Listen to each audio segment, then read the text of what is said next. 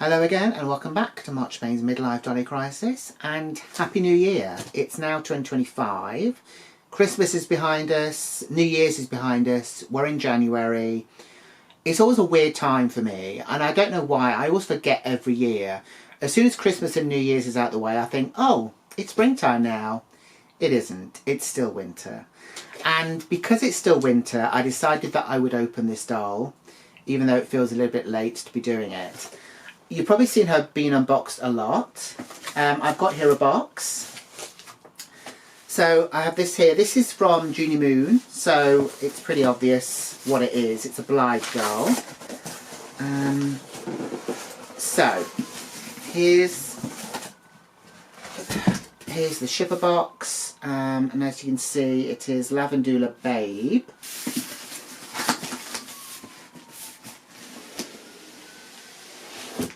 There we go. And there she is. So obviously she's in plastic.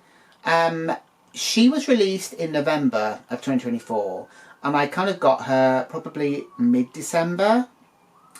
I'd actually pre-ordered her from the design images that they'd done of her. Because this doll was released in November, she does have a bit of a winter vibe going on. So she's kind of still perfect, I think, to be opening now.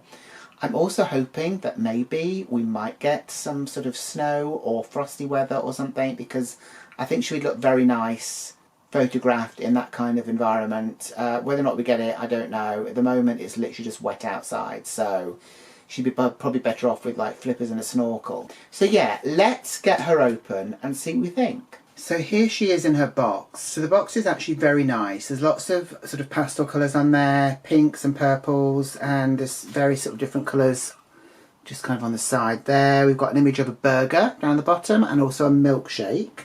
And we've got these sort of structures at the bottom, which I'm presuming might be diners.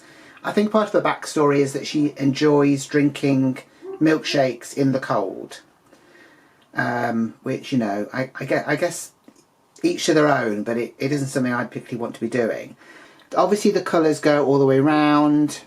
There's a very kind of 80s vibe about it. I think it's the sort of almost neon light quality of the images and stuff. And then obviously the back's the same. There are all these stars on the top as well, I should have mentioned those. They are sort of like a yellow, and again they do have that sort of whole neon light sort of graphic idea of them, and then obviously the side as well. It's a very cute box, and obviously it goes with her colourings. So I'm going to get her open and then we'll have a closer look at the doll and the accessories that she comes with. Okay, so here we go. So here she is out of a box. I think no matter how much you think you prepared yourself for the struggle, you have never prepared yourself enough. Because again, it was a big struggle to get her out. You try and keep the box as nice as you can, at least you know the inside bit, and it never works for me. So I'm very envious of anyone who really takes the time to try and get the doll out perfectly. I feel like that's what I'm doing, but it never works. It never works. There's so much plastic and sellotape, and you know, it feels like a lot. I guess, in fairness, she is travelling from Japan all over the world, so they do want to make sure that she is secure in the box. I just don't know if the way that they're doing it is the best way of doing it. But look, she's here, and I'm very happy that she's here, and I'm very happy that she's safe. And let's have a look at the accessories that she comes with first. So I'm just going to pop her to one side over here. So first of all, it's got the standard stuff. We have here, obviously, the doll stand with the base there, and that just kind of clips into place. So that is the doll stand. We've then got, so these are white sort of fishnet kind of tights. I don't know if you're going to be able to see properly. There we go. So from what I'm seeing from other people's videos, they do actually go on quite easily, which is a blessing. There's no fastening at the top. I think there's just elastic there. So that is the tights. We've then got these. So these are kind of like leg warmers, which go over the boots. I think when they're on, you'll get a better idea of them.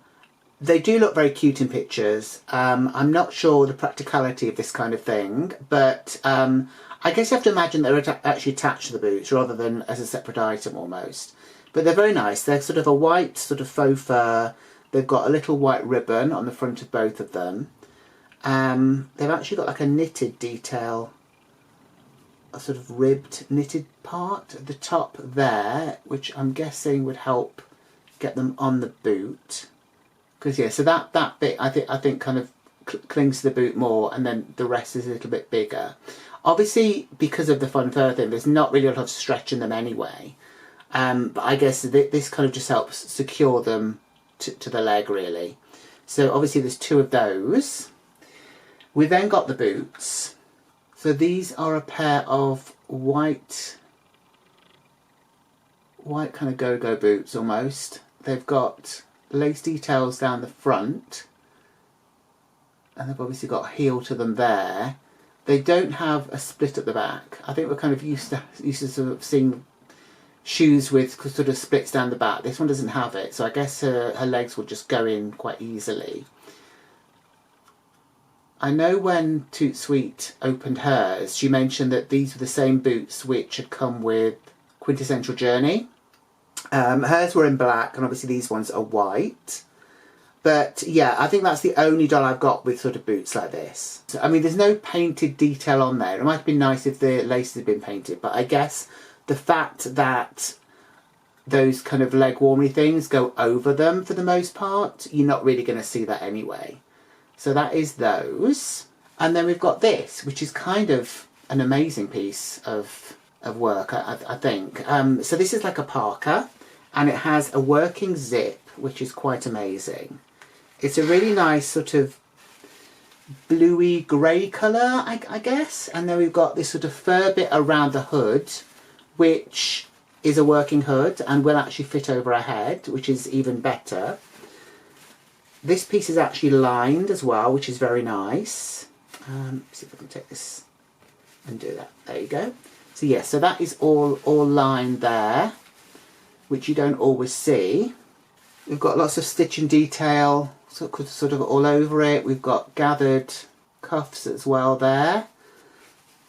And we have pockets. We have working pockets. We turn it round. We've got that sort of vent at the back there, which isn't kind of a real one. It doesn't. The vents normally have that sort of meshy stuff underneath, so you can sort of breathe, I guess. But that doesn't have it. It doesn't. She doesn't need to breathe. It's fine.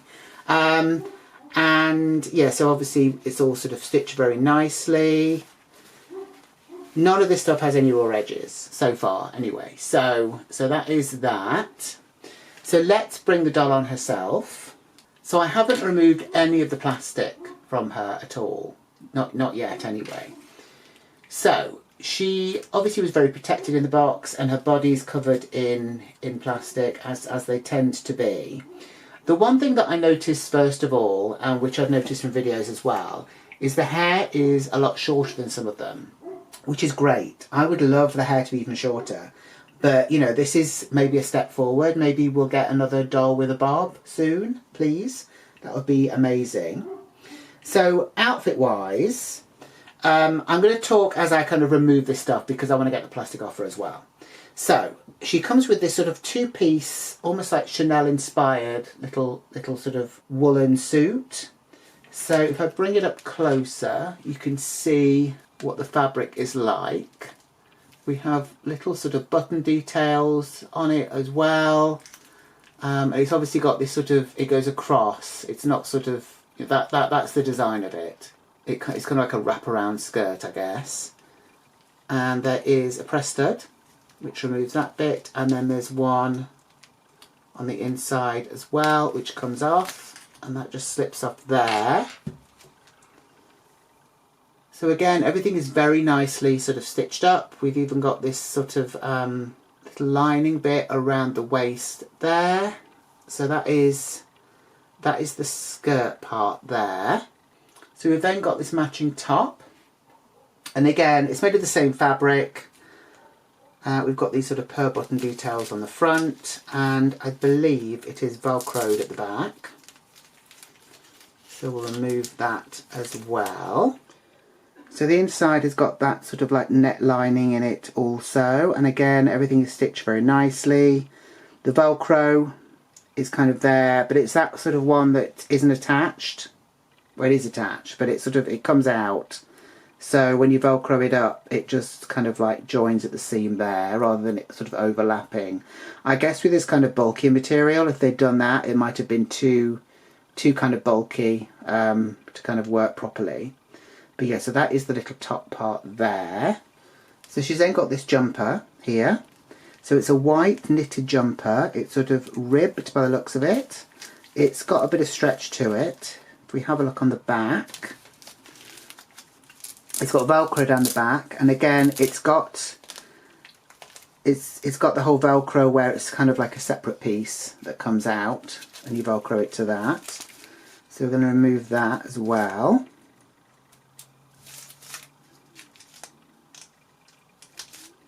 Just put her to one side, so we just have a very quick look at this. So this is a very nice piece, and obviously because all these pieces are separate, it might be a nice sort of one to sort of mix and match with different items. So yeah, everything is stitched very nicely on the inside there as well. There is a bit of stretch to this too.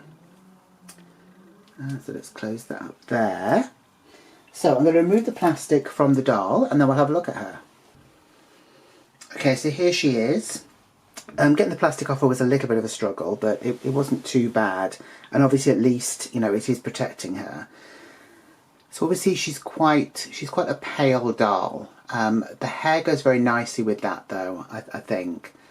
It's a lovely colour. It's kind of like a lavender, sort of purpley, but sort of like almost like a pastel purple colour.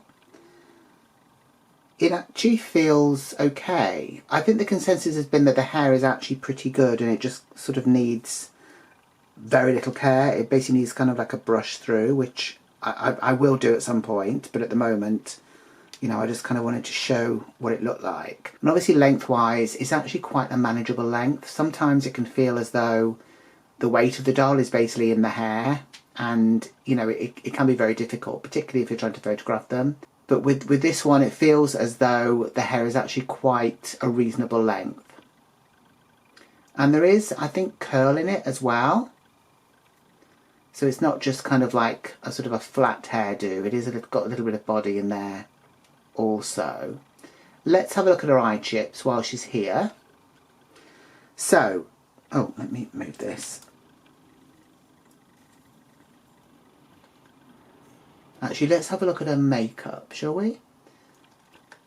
Okay, so I believe she's got brown eyeshadow just above her eyes there. She's got a really nice sort of coral lip, and she's also got very kind of like rosy cheeks as well. So she has got forward-facing pink eye. I believe that is just a regular colour. We've got this really nice vibrant green, which is side-facing. We've got this really nice kind of ice blue, which is forward-facing. And then we've got more of a sort of turquoisey blue as sort of side-facing. It might look quite dark to you, but I'll try and get some decent pictures at the end in better light than I currently have, so you can see what they look like under proper sort of daylight. So that is that. Obviously with these dolls the articulation is pretty much the same, so her head will just go back and forth, her arms go up and down, her waist will turn, and her legs will go up like that, and she does have clicky knees, but that is basically it. So I am going to put her back in her outfit, and then we'll have a final look at her. So here is Lavendula Babe. in her full get-up. She's got her coat on, and she's got her boots with the furry trim on as well. I will try and get some pictures. It's not slowed, it's not icy even outside, so I will probably try and do the pictures in here, just because it's still a bit damp out there anyway. I will get close-ups, and I will try and get the eye chips in. Also, I should have mentioned she does have a manicure, and I will try and get a picture of that as well. So let me know what you think of her in the comments down below. Let me know if you have her. I think she is a really nice doll. I love the length of the hair. I think it's going to be very sort of manageable, as I mentioned before. Obviously, she's very nice in the outfit she's in, and what tends to happen is I don't really change them out from the outfit they're in, at least for, you know, a little while. I hope you've enjoyed the video. If you have, please remember to give it a like. Please subscribe if you haven't done so already, and please share the video if you know anyone else who likes Blythe dolls or dolls generally. And I will see you in the next one. So until then, take care. Bye.